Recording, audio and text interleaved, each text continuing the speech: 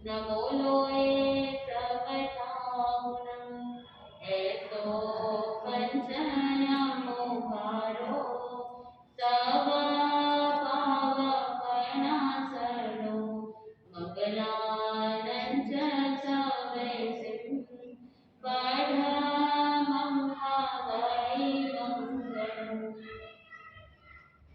रामदेश के विजेता मोक्ष मार्ग के प्रतिपादक चरण प्रथम है श्रवण भगवान महावीर स्वामी के चरणों में कोटि कोटि वंदन करते हुए एक भवअवतारी चर्चा चक्रवर्ती भीष्म प्रतिज्ञाधारी अखंड बाल ब्रह्मचारी आचार्य सम्राट पूज्य श्री जयमल जी महाराज साहब के चरणों में कोटि कोटि वंदन करते हुए उन्हीं के 11वें पटधर आचार्य सम्राट पूज्य श्री शिवचंद्र जी महाराज साहब के चरणों में कोटि कोटि वंदन।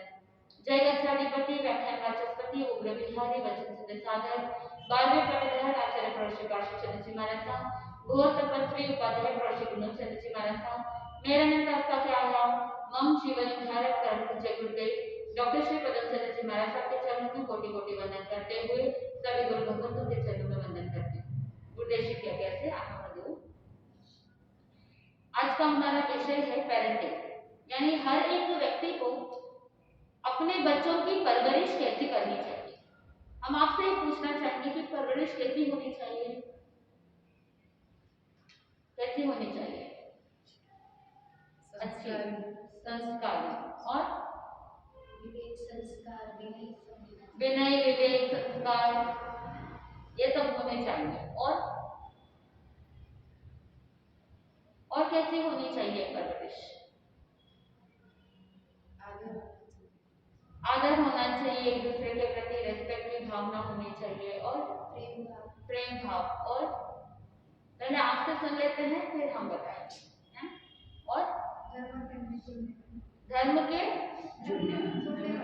धर्म के संस्कार, धर्म से जुड़ने वाला ऐसे परवरिश होनी चाहिए। और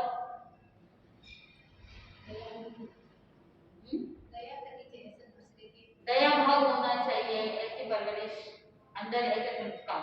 तो ये सारी बातें संस्कार के अंतर्गत आ जाती है। आत्मबंधुओं, परवरिश किसे कहते हैं? सबसे पहली बात कि जब कोई पेरेंट्स बनते हैं, जब कोई माता पिता बनते हैं, तो सबसे पहले परवरिश कहाँ से शुरू होती है? गर्भ से ही परवरिश प्रारंभ होती है ना, गर्भ से संस्कार प्रारंभ होते हैं। आप सबने अभिमन्यु की कथा सुनी है कि जब अर्जुन सुभद्रा को चक्रव्यूह भेदने की कला सिखा रहे थे या बता रहे थे कि किस तरह से चक्रव्यूह को भेदा जाता है, तो उस समय सुभद्रा गर्भवती थी और वही ज्ञान या नॉलेज जो सुभद्रा को प्राप्त हुआ उस समय, तो वो चक्रव्यूह को भेदने की कला अभिमन्यु ने मां के गर्भ में सीखा। लेकिन वापस कैसे बाहर आना ये नहीं जाना, क्योंकि उस समय कहते हैं कि सुभद्रा को थोड़ी आंख लग गई थी, नींद आ गई थी। तो फिजिकली सो जाने के वजह से मेंटली कॉन्शियसनेस नहीं था, यानी वो अलर्ट नहीं थी, उसने ढंग से सुना नहीं, वो अंदर तक गया नहीं। इसीलिए माँ जिस तरह से विषयों को ग्रहण करती है उसके अनुरूप बच्चे को भी वो विषय को ग्रहण करने का भाव जागृत होता है। एग्जाम्पल, अब जैसे माँ गर्भवती होती है तो उस समय खाने पीने में नखरे करती है। हमने बहुत सारी ऐसी माताओं को देखा है, तो वो कंप्लेन करती है कि मेरी बच्ची खाना नहीं खाती है, रोटी सब्जी नहीं खाती है, कभी भी चीटोस, कभी भी बाहर का खाना, चिप्स यही खाती है, टीवी के बिना नहीं चलता है या मोबाइल के बिना नहीं खाना खाते हैं। ये सारी प्रॉब्लम्स आपको आती है। क्यों आती है? क्योंकि जब प्रेगनेंसी के टाइम में माताएं क्या करती है, ध्यान नहीं रखती। तो आप परवरिश के नाम पर या संस्कारों के नाम पर आप बच्चे के जन्म के कुछ साल बाद आप सोचते हैं कि बच्चे को पाठशाला डालना चाहिए, संस्कार अच्छे आएंगे, अच्छी शिक्षा मिलेगी। बट जो बीज होता है ना, बीज में अगर फर्टिलिटी होती है तो ही वो पल्लवित और पुष्पित हो सकता है। जब आप जमीन में कोई बीज डालता है किसान, अगर वो बीज जला हुआ है, अगर वो बीज फर्टाइल नहीं है, उस बीज के अंदर अंकुरित होने की कैपेसिटी नहीं है, तो क्या वो बीज पल्लवित और पुष्पित हो सकता है? नहीं हो सकता है। ठीक वैसे ही बच्चा जब माँ के गर्भ में रहता है उस समय माँ की कंडीशन क्या होती है, माँ की सिचुएशन क्या होती है, माँ के थॉट्स कैसे रहते हैं, उसके ऊपर निर्भर करता है कि बच्चे की परवरिश कैसी हो सकती है। तो जब आप स्टार्टिंग में ध्यान नहीं रखते हैं, उसके बाद फिर आप स्वयं एक दूसरे के साथ जूझते हैं, क्या करें कैसे करें जिससे आपका और आपके बच्चे का रिलेशन अच्छा हो। तो इसलिए पेरेंटिंग का मतलब ये होता है कि आप बच्चे के शारीरिक, मानसिक, भावात्मक यानी इमोशनल और सामाजिक, इंटेलेक्चुअल यानी बौद्धिक विकास उन्नति हो, ऐसे आप उसे प्रमोट करते हैं, सपोर्ट करते हैं, उसको सहायक बनते हैं इन सब डेवलपमेंट के लिए, तो उसे अच्छी परवरिश कहा जाता है। आपने फिजिकल डेवलपमेंट के लिए मेहनत की है ना, आप जब बच्चे को जन्म देते हैं या माता पिता जो फिजिकल डेवलपमेंट के लिए हेल्प करते हैं, करेक्ट, आप चाहते हैं कि बच्चा फिजिकली शारीरिक रूप से अच्छे से डेवलप हो, इसलिए आप अच्छे से अच्छा भोजन बच्चे के लिए चिंतन करते हैं, सोचते हैं, चाहे बड़े घर घराने के हो, चाहे मिडिल क्लास हो, चाहे वर्किंग क्लास हो, किसी भी क्लास के माता पिता हो, सभी अपने बच्चे के फिजिकल डेवलपमेंट के बारे में सोचते हैं। लेकिन फिर भी बच्चे की परवरिश के लिए सोशल क्लास और वेल्थ, इनकम जो होती है उसके ऊपर भी निर्भर करता है।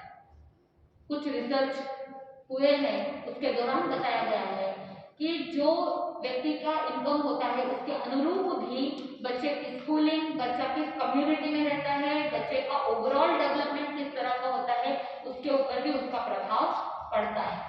और साथ में बच्चे के अंदर कितना ईगो है, बच्चे के अंदर कितना अहंकार आप पोषित करते हैं, वो भी निर्भर करता है। क्यों? क्योंकि अगर आप जिस तरह के बिहेवियर रखते हैं, आप जिस तरह का बर्ताव रखते हैं, बच्चा भी क्या करता है, वैसा ही बर्ताव रखता है। आप जैसा करेंगे आपका बच्चा भी वैसा ही करता है, क्योंकि बच्चे का जो बाल मन होता है, हमारा जो ये अवचेतन मन है, वो अवचेतन मन गीली मिट्टी के जैसा है। अब अगर गीली मिट्टी है तो आप उसे किसी भी प्रकार का रूप दे सकते हैं, करेक्ट, किसी भी मोल्ड में उसको ढाल सकते हैं। ठीक उसी प्रकार जैसे गीली मिट्टी को किसी भी रूप में आप उसे ढाल सकते हैं, बच्चे का मन भी वैसा ही होता है। आप जिस तरह की बातें उनके सामने करेंगे या जिस तरह का बर्ताव आप उनके सामने करेंगे, वो वैसा ही सीखते जाते हैं, क्योंकि हमारा ये जो सबकॉन्शियस माइंड है, अवचेतन मन है, वो बहुत ज्यादा देख करके या किसी के अनुसरण करते हुए रिपीटेशन के माध्यम से सबकॉन्शियस माइंड जल्दी सीखता है। बच्चे को कभी सिखाना नहीं पड़ता है, किसी भी बच्चे को ये नहीं सिखाना पड़ता है कि माँ का दूध कैसे पीना, किसी भी बच्चे को आज तक किसी ने सिखाया क्या? नहीं, क्योंकि ये जन्म जन्मांतर से ये संस्कार आते हैं। तो कुछ संस्कार ऑटोमेटिकली नेचुरली आ जाते हैं और कुछ संस्कार देने पड़ते हैं। इनफैक्ट अगर गहराई से चिंतन करें तो किसी भी संस्कार को देने की जरूरत नहीं होती है, अंदर सारे संस्कार भरे हैं, क्योंकि अनादिकाल से ये जीव क्या है, चार गति में भटकता आया है। सारे संस्कार है, मनुष्य गति के भी संस्कार है, तिर्यंश गति के भी संस्कार है, देव गति के भी है और नरक गति के भी है। तिर्यंश के जैसे खाली पेट भरने का काम भी करने के संस्कार है, नरक गति के अंदर जैसे क्रोध अधिक रहता है, भय ज्यादा रहता है, तो वो संस्कार भी बच्चों के अंदर या किसी भी व्यक्ति के अंदर भी वो संस्कार नरक गति के भी रहते हैं। और किसी के अंदर लोभ और परिग्रह ज्यादा है तो वो देवगति के संस्कार भी कहाँ है, अपने अंदर ये सारे संस्कार मौजूद हैं। तो आप जिस तरह का माहौल देंगे, आप जिस तरह का वातावरण देंगे, वैसे वैसे वो सारे संस्कार क्या होंगे, अंदर से जागृत होंगे। तो अब आपके ऊपर डिपेंड करता है कि आप किस तरह के संस्कार को अपने बच्चे के अंदर जागृत करते हैं, करेक्ट।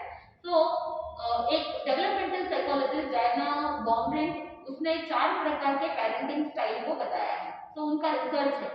तो उसमें सबसे पहला है अथॉरिटेटिव, यानी कुछ ऐसे पेरेंट्स होते हैं जो अपने बच्चों की मांग भी पूरी करते हैं और कुछ अपने बच्चों के लिए एक्सपेक्ट भी करते हैं और उसकी पूर्ति भी होती है। यानी ऐसा नहीं है कि हमेशा बच्चों की ही बातें मानते रहते हैं, ऐसा नहीं है। इसके अंदर क्या होता है कि दोनों का एक दूसरे के साथ अच्छा बैलेंस रहता है, कंट्रोल भी रहता है और साथ में एक दूसरे के साथ रेस्पेक्ट की भावना भी रहती है और माता पिता और बच्चों के साथ में अच्छा कॉन्वर्सेशन भी होता है, अच्छा रिलेशन भी होता है। तो ये सबसे बेस्ट स्टाइल माना जाता है, क्योंकि कहते हैं कि घोड़े की लगाम अगर बहुत ज्यादा कस देते हैं तो क्या होगा, घोड़ा आगे बढ़ेगा क्या? नहीं। अगर घोड़े की लगाम बहुत ढीली छोड़ देंगे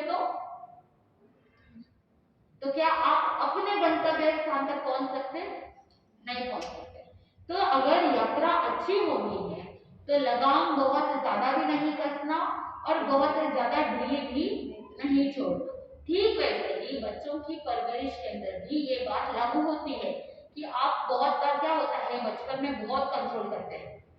अमूमन बच्चों के अंदर बचपन से ही नेगेटिव साइकोलॉजी आप डालते हैं। क्या करते हैं, बच्चों के अंदर बहुत सारी एनर्जी रहती है।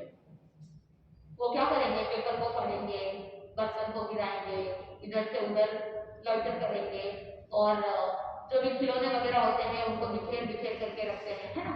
उनके अंदर बहुत एनर्जी होती है, लेकिन वो आपके ऊपर डिपेंड करता है कि आप उस एनर्जी को कंस्ट्रक्टिव वे में उसे एक्सप्लोर करते हैं या उसे डिस्ट्रक्टिव वे में यूज करते हैं। आपके ऊपर डिपेंड करता है। आप क्या करोगे, बेटा यहाँ पे बिखेरना नहीं है, ये नहीं करना, वो नहीं करना, यहाँ नहीं जाना, वहां नहीं जाना।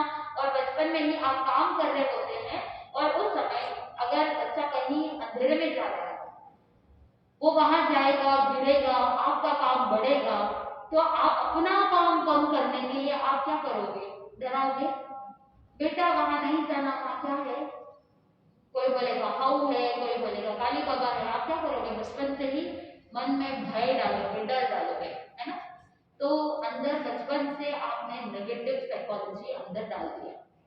फिर बच्चा जब बड़ा होता है तो वो कहेगा कि मुझे अंधेरे से डर लगता है, मुझे अकेले जाने में डर लगता है। ये कहां से आया, बचपन से। आपने अपना काम कम करने के लिए पहले क्या किया, उस तरह की साइकोलॉजी उसके अंदर डाल दी। फिर हर बात के लिए आपने नेगेटिव बोला, ये नहीं करना है, वो नहीं करना है। अब उनके अंदर इतनी एनर्जी है तो उस एनर्जी को क्या करना, कुछ तो करना चाहिए ना। तो बहुत बार ऐसा होता है कि आप अपने बच्चों को डीमोटिवेट करते हैं। अगर उन्होंने कुछ भी स्क्रिबल भी किया है तो आप क्या करोगे, बोल दोगे। अगर कोई मिडिल क्लास फैमिली के होंगे तो वो तो चिल्ला करके कहेंगे कि पेपर वेस्ट कर दिया, कलर वेस्ट कर दिया, सब बिखेर करके रख दिया, एंड सो मेनी थिंग्स, बहुत सारी चीजें बोल देंगे। लेकिन अगर आपने उन्हें थोड़ा सा प्रोत्साहन किया होता, मोटिवेट किया होता, बेटा तुमने अच्छा किया है, तुम और अच्छा कर सकते हो, तुमने कुछ कलरिंग किया है, तुम इससे भी अच्छा कर सकते हो, यू आर सो गुड। अगर इस तरह से उनको एनकरेज किया होता, मोटिवेट किया होता, तो उनका जो टैलेंट जो बाहर आने वाला था वो दबता नहीं। तो बहुत बार ऐसा होता है कि बच्चे दबाव में, तनाव में जीते हैं। आपको लगता है कि सिर्फ आपको ही तनाव है, आपको ही स्ट्रेस है। बच्चों को भी अपना बहुत सारा स्ट्रेस रहता है, बहुत सारे कॉम्प्लिकेशंस रहते हैं, बहुत सारे कॉम्प्लेक्सेस भी होते हैं। जैसे उदाहरण के लिए माता पिता क्या करते हैं कि फलाना समझेगा बेटा बहुत अच्छा है, बहुत अच्छी पढ़ाई करे, करते हैं कंपेयर, करते हैं ना। आप अपने बच्चे को दूसरों के सामने ही कहोगे, दूसरों के सामने ही आप अपने बच्चे की इंसल्ट करोगे कि हमारा बेटा तो पढ़ाई नहीं करे, मेरा बेटा कहना नहीं मानता है। कितनी बार गुरु भगवंतों के पास जाते हो तो भी आपकी कंप्लेन बॉक्स चालू रहती है कि नहीं रहती है। आप बोलोगे सम्मी जी इनको समझाओ, थोड़ा सा स्थानक में आए हैं, सम्मी जी थोड़ा समझाओ इनको धर्म त्याग करने के लिए, और साथ में ये सौगंध दिला दो, वो सौगंध दिला दो, ये टीवी बहुत देखता है, मोबाइल बहुत देखता है, इसको ये कम करा दो, वो कम करा दो। अगली बार वो बच्चा आएगा कि नहीं आएगा, आप उसके सामने, आप उसकी कंप्लेंट किसके सामने कर रहे हो, हमारे सामने या किसी और व्यक्ति के सामने कर रहे हो। जब आप ये सारी चीजें करते हो तो उस बच्चे के अंदर इंफीरियोरिटी कॉम्प्लेक्स आती है, हीन भावना आती है, क्या मैं कोई काम का नहीं हूँ, क्या है मैं थोड़े ना, इस तरह की भावना आ जाती है। क्या ये सही है उनके डेवलपमेंट के लिए? तो फिर कैसे परवरिश हुई? किसी के भी सामने आप कंप्लेन शुरू कर देंगे, क्योंकि उनको पता होता है कि मम्मी के साथ कहीं भी जाऊंगा, पापा के साथ कहीं भी जाऊंगा तो इनका कंप्लेन बॉक्स चालू हो जाएगा। तो अगली बार आपके साथ आएंगे क्या, कहीं भी, चाहे धर्म स्थान में हो या चाहे किसी गैदरिंग के अंदर, पब्लिक गैदरिंग हो, वहां पे आपके साथ आएंगे क्या?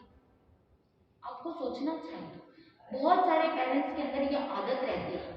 और अगर सपोज किसी बच्चे के अंदर कोई टैलेंट रहता है तो आप क्या करोगे, अपने बच्चे को शोकेस की तरह यूज करेंगे। हाँ मेरे बेटे को ये आता है, थोड़ा करके बताना, थोड़ा गा के बताना, थोड़ा ये करके बताना। करते कि नहीं करते? आप अपने बच्चे के लिए प्राउड फील करते हैं, लेकिन हर जगह पर आप उस बच्चे को क्या कर देते हैं, अरे में बोल कर दीजिए, आप ही तो करते हो, आप करते हो, आप बोलोगे तो अच्छा लगेगा। करते हैं कि नहीं करते? करते हैं। तो ये सारी चीजें बच्चों के मन में इमोशनली उसको क्या किया जा रहा है, इमोशनली बहुत बार बच्चे टूट जाते हैं, बोल नहीं सकते। क्यों नहीं बोल सकते? क्योंकि उनके मन में ऐसी भावना आ जाती है कि मैं अगर बोलूंगा तो मम्मी उसके लिए कुछ और बोलेगी, मैं अगर कुछ शेयर करने की कोशिश करूंगा तो वो उनके ही थियोरी, उनके ही रूल्स रेगुलेशंस के साथ चलेंगे। तो पहले वाली परवरिश जो होती है वो अथॉरिटेरियन, यानी वहां पर कहा जाता है कि माता पिता मीडियम लेवल में बच्चे की सारी मांग पूरी करते हैं और साथ में बच्चे भी मीडियम लेवल पर माता पिता की बात सुनते हैं। So it is okay, medium स्थिति में रहती है परवरिश के दौरान। अच्छा कंट्रोल भी रहता है और अच्छा एक दूसरे के प्रति अच्छी भावना भी रहती है। So this is good. दूसरा प्रकार का परवरिश का मेथड आता है अथॉरिटेटिव, यानी डिक्टेटरशिप। जैसे हिटलर होता था, वो हिटलर क्या करता था, अपनी प्रजा को डिक्टेट करता था, ऐसा करना है तो ऐसा ही करना है। तो कुछ ऐसे पेरेंट्स होते हैं जो अपने बच्चों को कठोर कड़क अनुशासन, रूल्स रेगुलेशन, घर के अंदर कानून, ऐसा नहीं करना है, ऐसा नहीं करना है, तो घर के अंदर भी वो घर का माहौल नहीं रहता है, ऐसा लगता है कि कोई मिलिट्री में ज्वाइन हो गए। तो ऐसे भी कुछ पेरेंट्स होते हैं। तो ये बहुत ही नेगेटिव इम्पैक्ट बच्चों के ऊपर डालता है।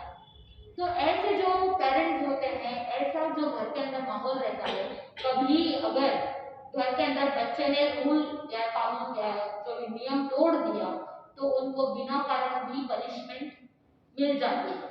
और अगर बच्चे ने एक्सप्लेनेशन मांगा कि मेरी क्या गलती है, मुझे क्यों पनिशमेंट दिया है, तो वहां पर कोई जवाब नहीं मिलता है पेरेंट्स के माध्यम से। पेरेंट्स क्या करेंगे, मैं बोल रहा हूं ना, जो बोला है चुपचाप कर लो, ऐसे भी पेरेंट्स होते हैं। और कभी कभी आप लोग भी करते हैं। करते हैं क्या? मैंने बोल दिया तो बोल दिया, भले ही सामने वाले को सही लगे या ना लगे, फिर भी आप क्या करोगे, वही करोगे जो आपको करना है। तो ऐसे सिचुएशन में बच्चे बहुत अधिकांश समय पर उदासीन रहते हैं, सैड रहते हैं। और ऐसे बच्चों के ऊपर किस तरह का प्रभाव पड़ता है कि बच्चे मूडी हो जाता है। तो आप भले कितना भी बोल दो, उसका मूड रहेगा तो करेगा, नहीं है तो नहीं करेगा। फिर वो जिद्दी हो जाते हैं, जो करना है वही करेंगे, क्योंकि कहते हैं ना अति का हमेशा अंत होता है। इसीलिए अति लगाम कसना भी अच्छा नहीं है। तो उन बच्चों के अंदर ऐसे ऐसे दुष्परिणाम आते हैं कि उनके अंदर विद्वेष की भावना जागृत हो जाती है, हर बार रोकते रहते हैं, हर बार हर चीज के लिए मना करते रहते हैं। तो इसीलिए वो हमेशा आपके रिवर्स में चले जाते हैं। और अगर ऐसे बच्चों को कहीं कुछ ऐसी गलत संगत मिल जाती है तो बिगड़ने के चांसेस 100% रहते हैं। इसीलिए हमेशा ये ध्यान रखना कि अति डिक्टेटरशिप काम का नहीं है। ज्ञानीजन कहते हैं कि पेरेंट्स और बच्चे का रिलेशनशिप कभी भी हार्डशिप नहीं होना चाहिए, कठिन नहीं होना चाहिए, आसान होना चाहिए। तो वहां पर कैसा होना चाहिए कि बच्चों के लिए पेरेंट्स रेस्पॉन्सिव हो। और तीसरे प्रकार की परवरिश ऐसी होती है जो परमिसिव, यानी हाँ ठीक है, बच्चे ने जो चाहा दे दिया। वो कहते हैं ना इकलौते बेटे हैं, इकलौती बेटी है, तो बहुत ज्यादा लाड़ प्यार, तो जो बच्चे को चाहिए वो दे दिया, जैसा चाहिए वैसा कर दिया। तो पेरेंट्स की कोई ज्यादा डिमांड नहीं होती, बच्चों से ना तो कोई एक्सपेक्टेशन होती है, बच्चों से कोई डिमांड भी नहीं होती। पढ़ाई करे तो ठीक और नहीं करे तो ठीक। कुछ ऐसे भी पेरेंट्स होते हैं, क्या फायदा, क्या करेंगे पढ़ाई करके, आगे चल करके मेरा ही तो बिजनेस संभालना है, कोई बात नहीं बेटा ये मौज कर। ऐसे भी पेरेंट्स होते हैं। तो ये परमिसिव टाइप के हैं, यानी ठीक है जो करे जैसा करे चलता है, बच्चों के हर मांग को पूरी करते हैं, चाहे वो सही हो या चाहे गलत हो। तो ऐसा टू सॉफ्ट, बहुत ज्यादा सॉफ्ट नेचर बच्चों के लिए भी अच्छा नहीं है, अति ढील भी अच्छी नहीं है। और चौथे प्रकार की परवरिश होती है अनइन्वॉल्व पेरेंटिंग, यानी नेग्लेक्टफुल, यानी पेरेंट्स इमोशनली भी एब्सेंट होते हैं और बहुत बार फिजिकली भी एब्सेंट होते हैं। जैसे अगर माता पिता दोनों वर्किंग हो, पिता भी काम करने के लिए जाते हैं, माँ भी काम करने के लिए जाती है। ऐसे क्लास में अमूमन ये देखने को मिलता है कि जब पिताजी सुबह ऑफिस जाते हैं, यानी सुबह उठते हैं, बच्चे तब तक तो स्कूल चले जाते हैं, और पिताजी जब वापस ऑफिस से लौटते हैं तब तक बच्चे सो जाते हैं। तो फिजिकली इमोशनली पिताजी बच्चे के लिए प्रेजेंट रहेंगे या एब्सेंट रहेंगे? एब्सेंट रहेंगे। तो ऐसे समय में बहुत बार पिताजी को पता भी नहीं होता है कि उनका बेटा, उनका बच्चा कौन सी क्लास में पढ़ रहा है, उस बच्चे को क्या चाहिए, कैसा चाहिए, वो भी नहीं पता होता है। और जब भी कभी प्रेजेंट हो तो ऐसे समय में बच्चे को जो जो आवश्यक है, जो जो नीड्स है, उनका फुलफिलमेंट कर देंगे, लेकिन खुद का इन्वॉल्वमेंट नहीं रहेगा। बच्चे को स्कूल ड्रेस चाहिए, बच्चे को यूनिफॉर्म चाहिए, बच्चे को खिलौने चाहिए, जो चाहिए सब मिल जाएगा, लेकिन उस व्यक्ति का इन्वॉल्वमेंट उनके लाइफ में नहीं रहता है। तो ऐसा निग्लेक्ट हुआ परवरिश भी काम का नहीं है। ऐसे बच्चों के अंदर फिर आदत पड़ जाती है लोनलीनेस की। लगता है मेरे लिए तो मेरे मम्मी पापा है ही नहीं, वो सिर्फ दिन भर काम काम काम करते रहते हैं। जो क्वालिटी टाइम बच्चे के साथ होना चाहिए वो क्वालिटी टाइम नहीं रह पाता है। तो अमूमन माता पिता के अंदर कोई ना कोई एक तरह की परवरिश होती है, या बहुत बार कॉम्बिनेशन भी होता है। आप कभी अथॉरिटेरियन होते हैं, कभी अथॉरिटेटिव होते हैं, कभी परमिसिव होते हैं, तो कभी नेग्लेक्टफुल होते हैं। चारों प्रकार के कभी अलग अलग परिस्थिति में आप खो जाते हैं। तो ऐसी परवरिश को जिसमें न अति लगाम कसना, न अति लगाम को ढीला छोड़ना, ना ही इतना परमिशन दे देना कि बच्चा तुमको जो चाहिए तुम करो, मेरी तरफ से तुमको पूरी छूट है, इतना भी नहीं होना चाहिए। और पूरा ही नेग्लेक्ट कर दिया, बच्चा कहाँ बड़ा हो रहा है, किसकी संगत में जा रहा है, उसके भी आपको अता पता नहीं हो, ऐसा भी नहीं होना चाहिए। तो आपको ये ध्यान रखना है, क्योंकि आपकी ड्यूटी है, रिस्पॉन्सिबिलिटी। क्या अगर आप ये जिम्मेदारी नहीं ले पाते तो फिर आपको ध्यान रखना चाहिए था कि आप संसार के अंदर फंसते नहीं, कहाँ आ जाते, आप धर्म के मार्ग पर आगे बढ़ जाते। लेकिन क्योंकि आप गृहस्थ धर्म में है, तो आपका कर्तव्य बनता है, आपकी ड्यूटी बनती है, आपकी रिस्पॉन्सिबिलिटी बनती है कि आपके अंतर्गत आपके जो बच्चे हैं, आपके जो स्वजन परिजन हैं, उनका भरण पोषण करना आपकी जिम्मेदारी है। तो कुछ बातें आपको ध्यान में रखना है। क्या करना है? आप घर के अंदर सबके ध्यान रखते हैं, तो साथ में बच्चों के इमोशंस का भी, उनके फीलिंग्स का भी क्या करो, ध्यान रखो। बहुत ज्यादा दूसरों के साथ कंपेयर करने की आवश्यकता नहीं है। बच्चे की कैपेसिटी को समझने का प्रयास करो, क्योंकि हर एक बच्चे की बुद्धि एक जैसी नहीं होती। आप सब जानते हैं, कर्म सिद्धांत के अंदर कहा जाता है कि सबके कर्म अलग अलग होते हैं, करेक्ट? मेरे कर्म मेरे पास और आपके कर्म आपके पास। कौन कितना पढ़ाई कर पाता है, कौन कितना काम कर पाता है, कौन किस टेक्निक से काम कर पाता है, ये सब अलग अलग होता है। आप जिस टेक्निक से, आप जिस तरीके से काम करते हैं, जरूरी नहीं है कि आपके बच्चे भी उसी मेथड से, उसी टेक्निक से काम करें। सही है? आप चाहते थे कि आपका काम कंप्लीट करने में आपको 1 घंटा लगता है, और आजकल के बच्चों को हो सकता है उनका तरीका अलग है और वो आधे घंटे में फिनिश करें। वो अपने हिसाब से, अपनी टेक्निक से काम करते हैं, क्योंकि वो टेक्नोलॉजी का उपयोग करते हैं। पुराने जमाने में आपके सासू जी, आपके बड़े बुजुर्ग जिस तरह से काम करते थे, क्या आप उसी टेक्निक से काम करते हैं?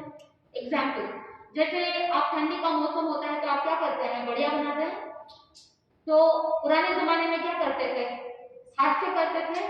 आप क्या करते हो, शॉर्टकट करते हैं। आने वाली जनरेशन क्या करेगी, वो भी करेगी कि नहीं करेगी? You never know. आपको पता नहीं है कि आपने जो काम किए हैं वो आगे की जनरेशन करेगी या नहीं करेगी, नहीं पता। पुराने जमाने में सारा घर का काम हाथ से करते थे। अभी आप काम वाली के ऊपर, हाउसकीपिंग के ऊपर डिपेंड होते हैं। आने वाले समय में वो भी नहीं, रोबोट आ रहे हैं। आपने रोबोट को घर में छोड़ दिया, पूरी घर की सफाई हो जाती है। तो इसीलिए आप इस तरह से एक्सपेक्ट एक्सपेक्टेशन नहीं रख सकते हैं कि आपने जो किया आने वाली पीढ़ी वैसा ही करेगी। फिर बाद में बहुत ज्यादा कम्युनिकेशन गैप हो जाता है। इसी को कहते हैं नेग्लेक्टफुल अनइन्वॉल्व्ड पेरेंटिंग, यानी जहां पर आपको कोई मतलब नहीं है बच्चा क्या कर रहा है, आप क्या कर रहे हो, इसमें बहुत ज्यादा लंबा गैप हो जाता है। कम्युनिकेशन बच्चे और पेरेंट्स के बीच में होता ही नहीं। ऐसा पेरेंटिंग नहीं होना चाहिए। ये ध्यान रखना चाहिए कि पेरेंट्स और बच्चों के बीच में अच्छा कॉन्वर्सेशन होना चाहिए, क्वालिटी टाइम होना चाहिए। इसीलिए पूज्य गुरुदेव डॉक्टर श्री पदम सिंह जी महाराज साहब कहते हैं कि दिन भर में आपको जब भी ऐसा कोई समय मिले कि थोड़ी देर के लिए 5 मिनट 10 मिनट के लिए सामूहिक रूप से बैठ करके आप एक दूसरे के साथ कॉन्वर्सेशन करो, और साथ में कोई ना कोई 1-2-3 प्रार्थना साथ में बैठ करके करो, जिससे धर्म की भावना भी साथ में जुड़ी रहे, और दिन भर में जो भी गतिविधियां हुई उसके बारे में भी डिस्कशन हो सकता है।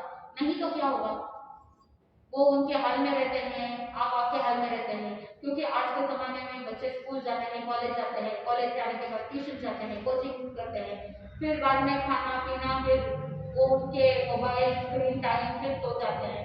तो माता पिता के साथ, बड़े बुजुर्गों के साथ कोई कॉन्वर्सेशन होता है क्या? एज अ फैमिली कोई भी डेवलपमेंट नहीं हो पाता है।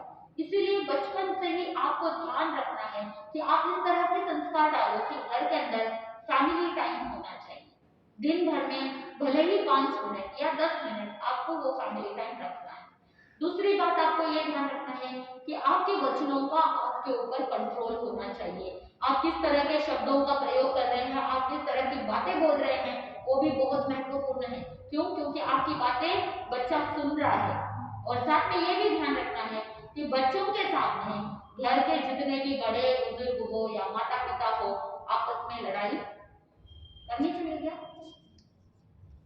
आप जैसा करोगे वो भी वैसा ही करेंगे। तो लड़ने का नेचर कहाँ से सीख के आते हैं? बच्चों के अंदर वो नेगेटिव भावना, इमोशंस जो होते हैं वो कहाँ से आते हैं? जब अगर माता पिता बच्चों के सामने लड़ाई करते हैं या एक दूसरे के साथ वाक युद्ध करते हैं, है ना, मैं तो इसे वाक युद्ध कहूंगी, तो वर्बल वॉर, कि वो एक दूसरे के साथ तानाकसी कर रहे हैं, एक दूसरे को बोले जा रहे हैं, मतलब वज्रों से फाइट हो रही है, अपशब्द बोल रहे हैं, गाली गलौज कर रहे हैं, रेस्पेक्ट नहीं दे करके डिसरेस्पेक्टफुल बातें कर रहे हैं, माता को पिता के प्रति जो रेस्पेक्ट होना चाहिए वो नहीं है, हस्बैंड वाइफ एक दूसरे को रेस्पेक्ट नहीं कर रहे हैं। बच्चा ये सारी चीजें देखता है। बच्चा देख रहा है कि माँ अपने पापा को रेस्पेक्ट देती है या नहीं देती है। बच्चा देख रहा है कि पापा मम्मी को रेस्पेक्ट करते हैं या नहीं करते हैं, एक दूसरे के प्रति अच्छी भावना है या नहीं है। ये सारी बातें कौन देखता है? बच्चा देख रहा है, सीख रहा है। तो फिर आप अपने माँ पापा, मम्मी पापा के साथ जो करेंगे, आपके साथ आपके बच्चे करेंगे। गुरुदेव डॉक्टर श्री पदम सिंह जी महाराज साहब ने एक बार एक सत्य घटना बताई थी। गुरुदेव जब बिहार करके तिरुपति जा रहे थे, तिरुपति के अंदर गुरुदेव ने विचरण किया और गोचरी के लिए गुरुदेव गए थे किसी के घर पे। तो वहां पर सामने एक घर था, दरवाजा जैसे ही खुला, वहां पर गेट के बाहर ही उस तरफ एक खाट लगा हुआ था, और वहां पे एक घर की बड़ी बुजुर्ग लेडी और एक एल्यूमिनियम की प्लेट वहां रखी हुई। गुरुदेव ने अनायास पूछ लिया कि ये किसके लिए, क्या है? तो उस घर के बेटे ने कहा कि मेरी माँ बहुत बूढ़ी है और बार बार अंदर ही मोशन लग जाती है, घर के अंदर बहुत ज्यादा दुर्गंध आती है, इसीलिए घर के बाहर खाट बिछाया है और एल्यूमिनियम की प्लेट के अंदर उनको खाना दिया जाता है। तो ये सारी चीजें हुई। गुरुदेव को बहुत दया आई, लेकिन अब उनको कितना भी समझा लो वो अब समझने वाले हैं क्या। फिर गुरुदेव वहां से जब बिहार कर गए, कुछ दिन बाद समाचार मिले, जब वो वापस दर्शन करने के लिए आया था, वो व्यक्ति कहता है कि जब माँ का देहांत हो गया और माँ के देहांत के बाद वो खाट, वो एल्यूमिनियम की प्लेट वगैरह, उनकी जो भी बिलोंगिंग्स थे वो सब बाहर डाल रहे थे। उस समय उनका जो छोटा सा बेटा था वो कहता है, पापा ये सब आप बाहर क्यों डाल रहे हो? तो उस समय वो कहते हैं कि अभी दादी तो अब रही नहीं, तो उनका सामान रख के क्या करें? तो वो बच्चा कहता है कि पिताजी रहने दो, आप बूढ़े होंगे तो आपके लिए क्या होगा, ये काम आएगा। तो बच्चे ने जो देखा वही सीखा। अगर आप अपने माता पिता का ध्यान रखते हैं, अगर आप अपने सास ससुर का ध्यान रखते हैं, सेवा करते हैं, तो आपको भी सेवा करने वाले कोई ना कोई मिल जाएंगे। बच्चे के अंदर वैसे संस्कार रहेंगे। आप सोचो कि खुद का काम काम हो, लेकिन चिंतन करना, आप अभी अपना काम कम करने की सोचते हो, लेकिन आगे चल करके आपके लिए बहुत बड़ी दुविधा आने वाली है। तो इसीलिए हमेशा ध्यान रखो कि आपका नेचर अच्छा होगा, आपका स्वभाव अच्छा होगा, आप बार बार गुस्सा नहीं कर रहे हैं, आप बार बार चिड़चिड़ नहीं कर रहे हैं, तो आपके लिए आपकी जीत है। लेकिन अगर दिन भर आप गुस्सा करते रहेंगे, चिड़चिड़ करते रहेंगे, कुछ ना कुछ गाली गलौज करते रहेंगे, बड़बड़ाहट करते रहेंगे, तो फिर आप अपनी ही रिस्पेक्ट गंवा रहे हैं। एक बार क्या हुआ कि चेन्नई के अंदर एक लेडी, उसको बहुत ज्यादा डांटने की आदत है। बच्चा जब रोता है ना, तो बहुत बार आप सहन नहीं कर पाते। तो वहां पर भी ऐसा ही हुआ कि बच्चा बहुत ज्यादा रो रहा था। तो बच्चा जब रोता था ना, तो उस समय वो माँ कहती थी, बेटा चुप हो जा, नहीं तो वॉशिंग मशीन में डाल दूंगी। क्या बोलती थी? वॉशिंग मशीन में डाल दूंगी।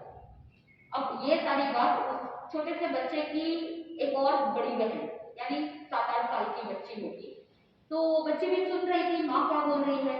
अगर रोगे तो तुमको क्या कर दूंगी, वॉशिंग मशीन में डाल दूंगी। ऐसे ही बार बार, क्योंकि बार बार सुन रहे हैं, बार बार देख रहे हैं, तो बच्चे के अंदर फीड हो गया। वो छोटे से बच्चे के माइंड में फिट हो गया कि बच्चा अगर रोएगा तो क्या करना है, वॉशिंग मशीन में डालने का मम्मी बोलती है। तो ऐसे में एक बार क्या हुआ कि उस माँ को किसी काम से बाहर जाना पड़ा। संयोग ऐसा था कि पावर कट हो गया था, इसलिए वॉशिंग मशीन ऑन ही रह गया, लेकिन चल नहीं रही थी, क्योंकि पावर कट होने की वजह से पता नहीं चला और माँ ने स्विच ऑफ नहीं किया। इधर बच्चा सोया हुआ था, तो माँ ने सोचा कि बेटा सोया हुआ है, मैं थोड़ा बाजार जाके काम करके आ जाती हूँ। और उसकी जो बड़ी बेटी थी उसको कहा कि तुम ध्यान रखना, मैं अभी 5-10 मिनट में आती हूँ। वो गई माँ बाहर बाजार के लिए। इधर वो छोटा सा बच्चा नींद से उठा, रोने लग गया, जोर जोर से रोने लगा। वो छोटी सी बच्ची उस छोटे से उसके छोटे भाई को कहती है कि तुम चुप हो जाओ, मम्मी आ रही है, मम्मी आ रही है। थोड़ी देर चुप कराने की कोशिश की, लेकिन क्योंकि पता है जब आपका पेशेंस लेवल नहीं रहता है, तो आपके बच्चे के अंदर पेशेंस रहेगा क्या? नहीं रहेगा, क्योंकि आप जैसे रहेंगे, आपसे सवाए आपके बच्चे रहेंगे। ठीक वैसे ही वो माँ क्या करती थी, कुछ समय के लिए सुनती थी, उसके बाद वो भी गुस्सा कर लेती थी। तो वही संस्कार बच्चे के अंदर, तो वो छोटी सी बच्ची कहती है, भैया चुप हो जा, नहीं तो मैं तुम्हें कहाँ डाल दूंगी, वॉशिंग मशीन में डाल दूंगा। वो छोटा सा बच्चा, उसको पता नहीं है, वो रोए जा रहा है और उसे भूख लग रही है, कुछ भी हो रहा है, उस बच्चे को पता नहीं। इधर एक बार बोला, 2 बार बोला, आखिर में उस छोटी सी बच्ची को गुस्सा आया, उसने लिया उस छोटे से बालक को और वॉशिंग मशीन में डाल दिया सच में। और संयोग देखिए, कोइंसिडेंटली पावर कट जो हुआ था वो पावर ऑन हो गया। वो बच्चा वॉशिंग मशीन में पूरा फिल गया। वो जैसे ही ड्रेन हो रहा था तो खून ड्रेन हो रहा था। आत्मा बंद हो गया। ये छोटी छोटी बातें आपको ध्यान में रखना है। अगर आप नेगेटिव बोलते हैं, गलत अपशब्द बोलते हैं, गलत बातें बोलते हैं, तो ये नेगेटिव साइकोलॉजी बच्चे के अंदर फीड हो जाती है। ऐसे बहुत सारे उदाहरण हैं कि जहां पर आप अपने बच्चों के लिए किस तरह की परवरिश दे रहे हैं, किस तरह की बातें कर रहे हैं, ये भी बहुत महत्वपूर्ण है।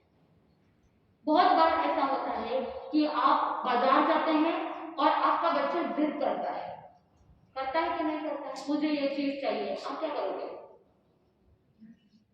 कभी कभी इच्छा पूरी कर देते हैं और कभी कभी डांट देते हैं, कभी कभी एक तमाच भी लगा देते हैं, बेटा अब नहीं हो सकता है। फिर वो बच्चा क्या करता है, एक बार जिद की तो मम्मी ने दिला दिया। बहुत बार लोग लिहाज की वजह से दिला देते हैं, बहुत बार ऐसा समझते हैं कि बाजार में खुद की इंसल्ट ना हो तो दिला देते हैं। तो बच्चा भी आपके ही टेस्ट ले रहा है।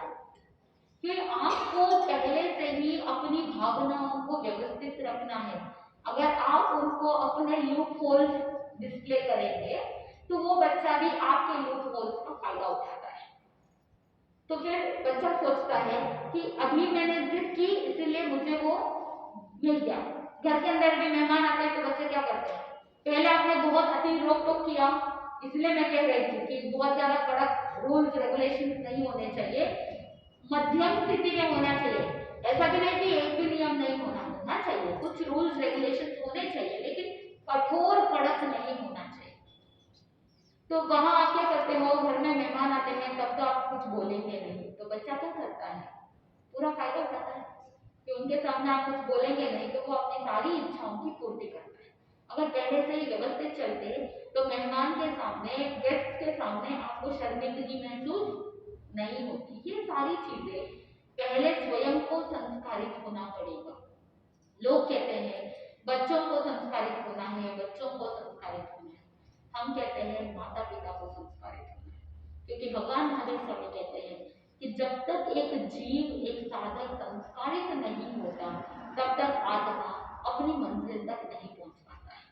अगर मंजिल तक पहुंचना है, चाहे अभ्यस्त जीवन में हो, चाहे आध्यात्मिक जीवन में हो, चाहे संसार में हो या चाहे साधु जीवन में हो, हर जगह पर, हर क्षेत्र में संस्कारित होना बहुत जरूरी है। आपके बिहेवियर, आपका जो मेंटालिटी है अगर अच्छा रहेगा तो आप क्या कर सकते हो, आगे से आगे पास ऑन कर सकते हो। तो ऐसी परिस्थिति में आप क्या करेंगे जब आपका बच्चा आपके सामने जिद कर रहा है, ऐसी विकट परिस्थिति बन जाती है कि आप उस समय बच्चे को कैसे हैंडल करेंगे। कभी डांटेंगे, कभी चिल्लाएंगे, फिर बच्चे को लगता है हाँ इस बार डांट दिया, फिर कहेंगे मम्मी वार्न करती है, इस बार तो मैं दिला रही हूँ, अगली बार नहीं दिलाऊंगी। तो बच्चे को लगता है इस बार ये टेक्निक काम कर गई, अगली बार और कोई टेक्निक अपनाएंगे। तो आप स्वयं अपने लूप होल्स खोल रहे हैं, बहुत सारे उनको रास्ते दे रहे हैं ताकि वो अलग अलग टेक्निक अपना सके। पहले से ही व्यवस्थित अगर चलते हैं बचपन से तो बड़े होने के बाद कोई भी प्रॉब्लम नहीं होती। तो ये सारी चीजें आपको ध्यान में रखना चाहिए कि आप अपने बच्चे की परवरिश कैसे करते हैं। अब मैं आपको ये भी बता रही थी कि बच्चे जब बड़े हो जाते हैं, बहुत बार आप चाहते हैं कि बच्चा ऐसे करे, आपके बोलने के बावजूद वो आपकी बात नहीं मानता है। मानता है कि नहीं मानता है, तो ऐसे समय में क्या करना, क्या करें, आप अपना ही स्वभाव खराब कर रहे हैं। आप बार बार गुस्सा करते हैं, चिड़चिड़ करते हैं, खुद का ही स्वभाव बिगाड़ रहे हैं। तो ऐसी परिस्थिति में क्या करेंगे, क्या करेंगे। ऐसी कभी परिस्थिति आई है कि जब आपकी बात आपके बच्चे ने नहीं सुनी हो, उसको उसके हाल में छोड़ देंगे। उसको उसके हाल में छोड़ देंगे। अगर सही है तो ठीक है, नहीं है तो समझाएंगे, नहीं समझा तो अपना नेचर चेंज कर देंगे, टेक्निक बदल देंगे। टेक्निक बदल देंगे। क्या टेक्निक अपनाएंगे, क्या करेंगे। कितना भी समझाने पर कभी कभी ऐसी परिस्थिति आती है कि लाख समझाने पर, लाख बोलने पर भी सामने वाला समझने को तैयार नहीं। कर्म बोलता है, करेक्ट, जब ज्ञानावरणीय कर्म अति होता है उदय में, कितना समझाने के बावजूद सामने वाले को समझ में नहीं आता या वो एक्सेप्ट करने को, स्वीकार करने को तैयार नहीं। क्या करेंगे आप, कितना भी टेक्निक बदल दो कोई काम आने वाला नहीं है। तब क्या करोगे, खुद गुस्सा करोगे, चिड़चिड़ करोगे, खुद के किस्मत को कोसोगे, क्या करोगे। उसको वो फेज से जाने देंगे, उसको उस फेज से जाने देंगे। और इस दौरान अगर नेगेटिव कर्म उदय में आए और बच्चा अगर गलत कदम उठा ले तब आप क्या करोगे। एज अ पेरेंट आपकी रिस्पॉन्सिबिलिटी बनती है कि बच्चा सही रास्ते पर जाए। क्या करेंगे।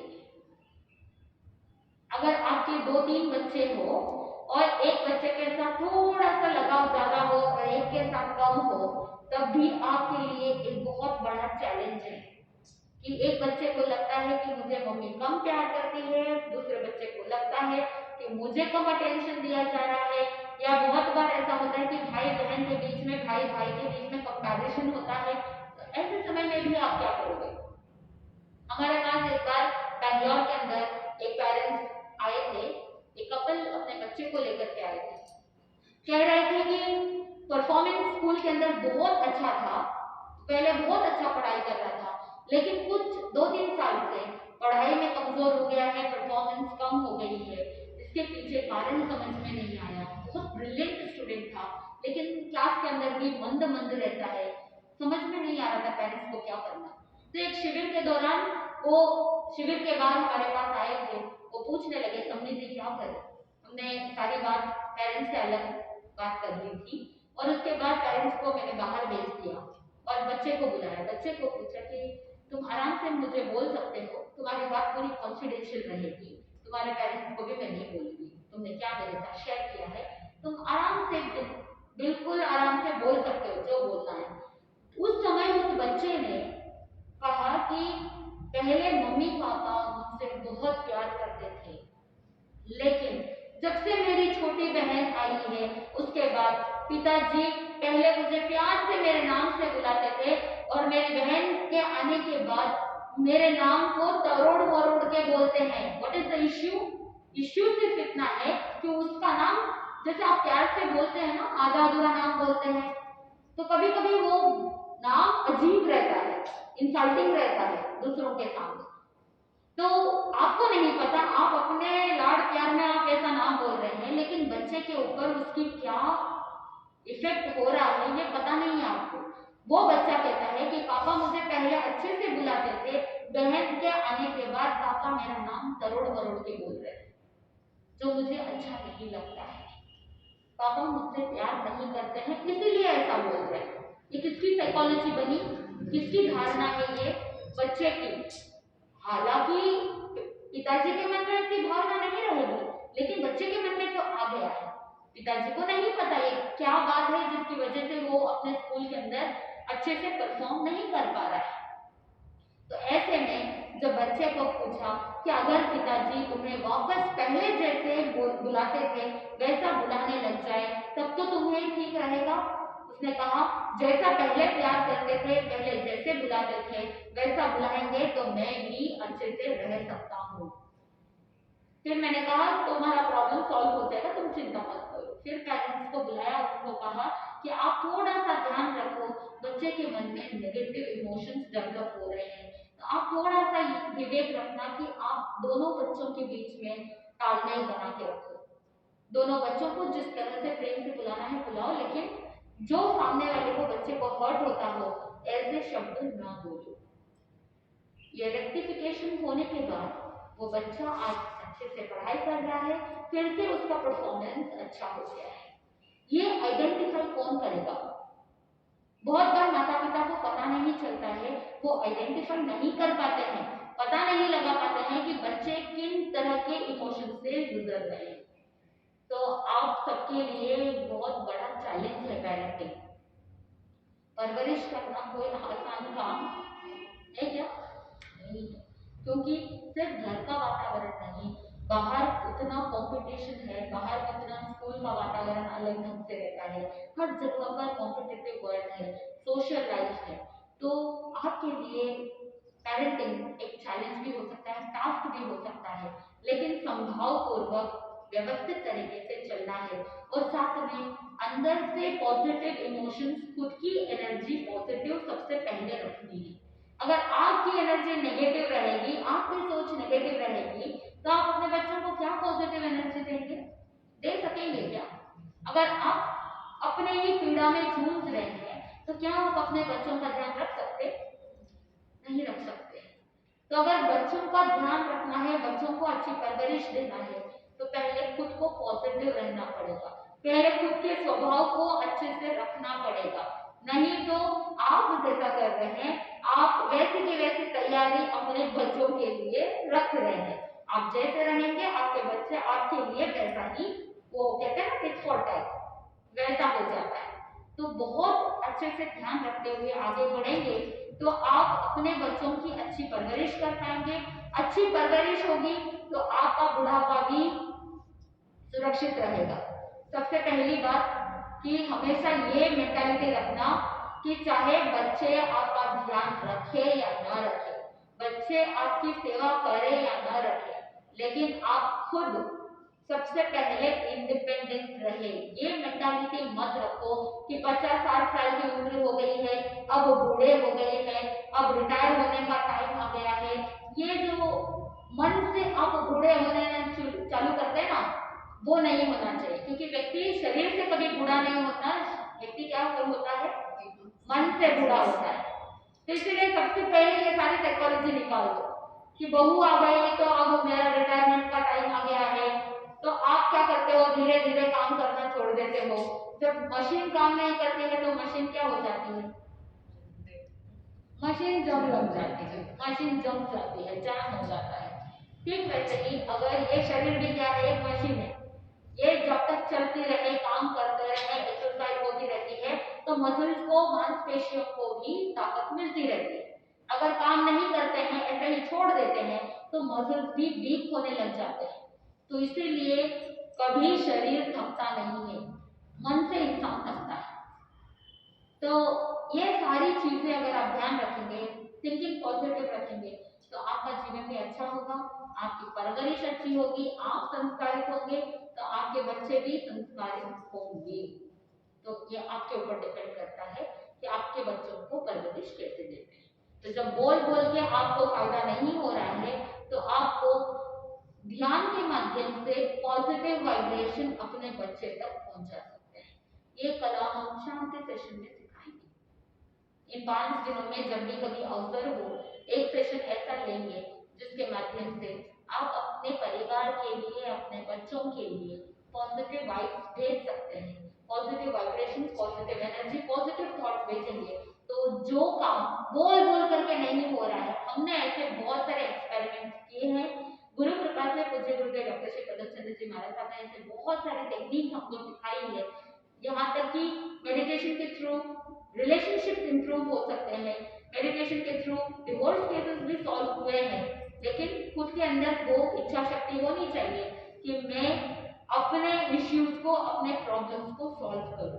बहुत बार बोल बोल के, लड़ के कोई फायदा नहीं है। उस समय क्या कर सकते हैं कि हम जो सामने वाले को अपना पॉइंट समझाना चाहते हैं, वो मेडिटेशन के थ्रू वहां तक अपने विचार पहुंच जाते हैं।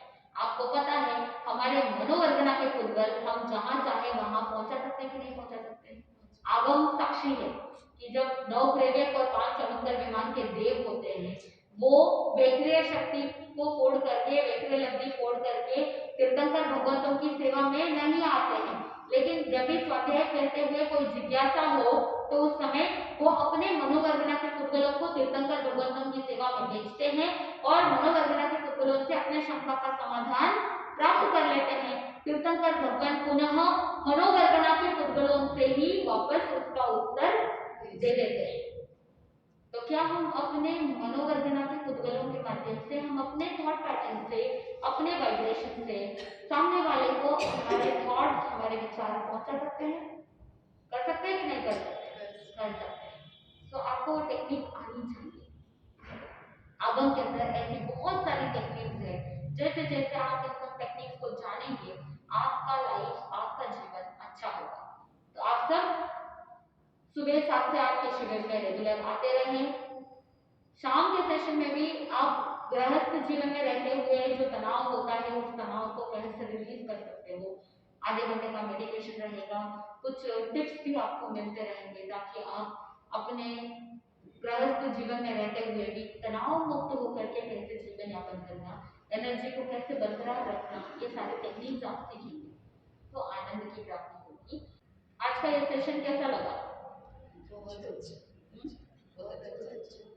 अच्छा तो तब होता है जब आपके जीवन में कुछ परिवर्तन आता है, सही है? जो बोला है वो अगर याद रख करके अपने आप को बदलने का प्रयास करेंगे। सबसे बड़ी गलती इंसान क्या करता है कि वो दुनिया को बदलने का प्रयास करता है। इससे बड़ी मूर्खता और कुछ नहीं हो सकती है कि हम दूसरों को बदलने की कोशिश करते हैं। हम अपने बदलाव के लिए प्रयास कर सकते हैं। हमारे बदलाव को देख करके अगर सामने वाला बदल रहा है या सामने वाले को रियलाइज हो रहा है कि मुझे भी अच्छा बनना है और खुद बदलाव ला रहा है, तो वो बहुत अच्छा रहता है। लेकिन डिक्टेटरशिप के जैसे ये करो, ऐसा नहीं होना चाहिए, वैसा नहीं होना चाहिए, ऐसा डिक्टेट करने की कोई आवश्यकता नहीं होती। खुद के अंदर बदलाव रहेगा। आप धर्म ध्यान करते हैं, लेकिन घर जाके चिड़चिड़ करते रहेंगे तो बच्चा देखता है क्या है, मम्मी धर्म स्थान में जाती है, प्रवचन सुनती है, समय करती है, लेकिन घर आके इतना गुस्सा करती है, मारती है, चिढ़ती है, तो फिर क्या मतलब है धर्म ध्यान करने का? तो उनको विश्वास आएगा क्या? उनको श्रद्धा जागृत होगी धर्म के प्रति? नहीं। ये खुद को विवेक रखना है। धर्म कर रहे हो तो उसका वापस अपने निजी लाइफ में रिफ्लेक्ट होना है कि आपने जो धर्म सुना, आपने जो अच्छी अच्छी बातें सुनी, उसका रिफ्लेक्शन आपके स्वभाव में, आपके नेचर में, आपके बिहेवियर में आना चाहिए। तब बच्चे को विश्वास होगा, मम्मी धर्म स्थान में जाती है, जिनवाणी सुनती है, प्रवचन सुनती है, अच्छी अच्छी बातें सुनती है, तो वो एज इट इज वैसी ही है। नहीं तो वो कोई मतलब नहीं है, इतने सालों से सुन रहे हैं मम्मी वैसी की वैसी, वो थॉट आ जाता है बच्चों के अंदर। हमने सुना है बहुत से बच्चे कंप्लेन करते हैं, आप लोग करते हो ना अपने बच्चों की कंप्लेन। अगर बच्चों को मैं यहाँ बिठा दूं तो बच्चों की भी कंप्लेन को लंबी लिस्ट लग जाएगी, मम्मी ऐसे, पापा ऐसे, मम्मी वैसे, बहुत सी लिस्ट लग जाती है। तो इसलिए ये एक दूसरे को ब्लेम करने का जो एक गेम है ना, ये कभी खत्म होता ही नहीं है। माता पिता बच्चों के लिए कंप्लेन करते हैं और बच्चे मम्मी पापा के लिए कंप्लेन करते रहते हैं, ये कभी लिस्ट खत्म होती नहीं। तो इसीलिए ये सारा अगर एंड करना है तो आप अपना स्वभाव बदलो, अपना नेचर बदलो, तो अच्छा होगा, आनंद की प्राप्ति होगी, आनंद ही आनंद। बोले श्री जैन धर्म की मंगलता गुरुदेव की आज्ञा से चतारी मंगलम अत्यंता मंगलम सिद्धा मंगलम साहु मंगलम केवली पनतो मंगलम चतारी लघुतमा अत्यंता लघुतमा सिद्धा लघुतमा साहु लघुतमा केवली पनतो लघुतमो चतारी शनं कोचमि अन्ते शनं कोचमि सिद्धे शनं कोचमि साहु शनं कोचमि केवली पनता ब्रह्मं शनं पवचामि अत्यंता चिको शनं सिद्धा चिको शनं साधु चिको शनं केवली प्रकृति धर्म शनं चार शना दुख हरना होता शना कोई जुबे प्राणी आगे तो अक्षय अमृत। बोले श्रवण भगवान महावीर स्वामी की, आचार्य सम्राट तेजस्वी जयमल जी महाराज साहब की, आचार्य सम्राट तेजस्वी चंद्र जी महाराज साहब की, आचार्य प्रवश्य काशी चंद्र जी महाराज साहब की, उपाध्याय प्रवश्य गुरु चंद्र जी महाराज साहब की, पूज्य गुरुदेव डॉक्टर शिवरम चंद्र जी महाराज साहब की, सभी साधु संतों की, जैन धर्म की आज के आनंद